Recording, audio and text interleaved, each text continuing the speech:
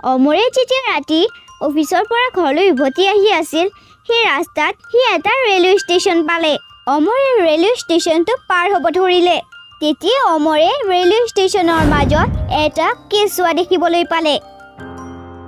আৰু ইফালে সিফালে চালে যে তাৰ কোনোবা মাক দেউতাক আছে নে নাই কিন্তু অমৰে তাত কাকো দেখা নাপালে অমৰে কেঁচুৱা সন্তানটিক নিজৰ ঘৰলৈ লৈ আহিল তেতিয়া অমৰৰ পত্নী অঞ্জলীয়ে কেঁচুৱাটোক দেখি ক'লে আৰে এই কেঁচুৱাটোক বাৰু আপুনি ক'ৰ পৰা লৈ আহিলে আৰে অঞ্জলি আজি মই ৰেলৱে ষ্টেচনটো পাৰ হওঁতে এই কেঁচুৱাটোক ৰেলৱে ষ্টেচনৰ মাজতে পালোঁ মই ভাবিলোঁ ইয়াৰ মাক দেউতাকক গতাই দিওঁ কিন্তু তাত কোনোৱেই নাছিল সেইবাবে মই ইয়াক ঘৰলৈ লৈ আহিলোঁ কিয় নহয় আমি এই সন্তানটিক নিজৰ কৰি লওঁ আৰু নিজৰ নাম দিওঁ আৰে আপুনি কেনেধৰণৰ কথা কৈছে কৰবাৰ পৰা উঠাই অনা কেঁচুৱাটিক নিজৰ নাম দিব নোৱাৰো কিজানিবা কাইলৈ পৰহিলৈ তাৰ মাক দেউতাকে ওলাই তেতিয়া আপুনি কি কৰিব মোৰ মনে নামানে এই কেঁচুৱাটোক আমি ঘৰত ৰাখো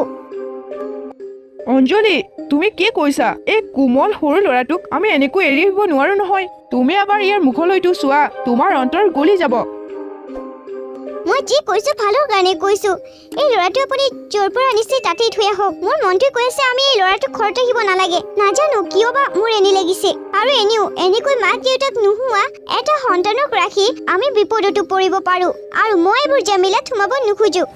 আৰে অঞ্জলি তুমি এতিয়ালৈকে ইয়াৰ মুখটো চোৱা নাই মুখখন চোৱা তোমাৰ অন্তৰ গলি যাব বুলি মই কৈছো নে কি ঠিক এই ল'ৰাটো অনাথো হ'ব পাৰে কিজানিবা ইয়াৰ মাক দেউতাকৰ মৃত্যুৱে হৈছে আমি যদি অনাথ ল'ৰাটোক নিজৰ নাম দি লালন পালন কৰিব পাৰো ইয়া বহুত ভাল কাম হ'ব অৱশেষত অঞ্জলি অমৰৰ কথা মানি ল'লে আৰু ল'ৰাটোক নিজৰ কৰিবলৈ মান্তি হৈ গ'ল এনেকৈ বহুত দিন বাগৰি গ'ল এদিনাখন ৰাতি অঞ্জলিয়ে সেই কেঁচুৱাটো আৰু অমৰ লগত শুই আছিল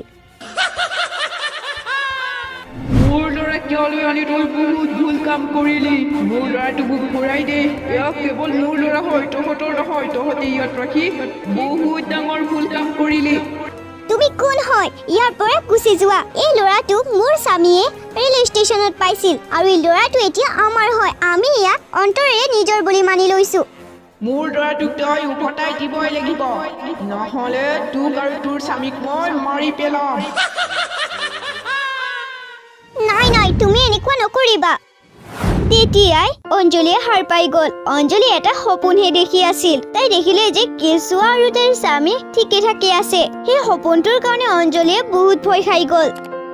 আৰু পিছদিনাখন ৰাতিপুৱা অঞ্জলিয়ে অমৰৰ সৈতে সেই বিষয়ে কথা পাতিলে কিন্তু অমৰে অঞ্জলিৰ কথাত বেছি মনোযোগ নিদিলে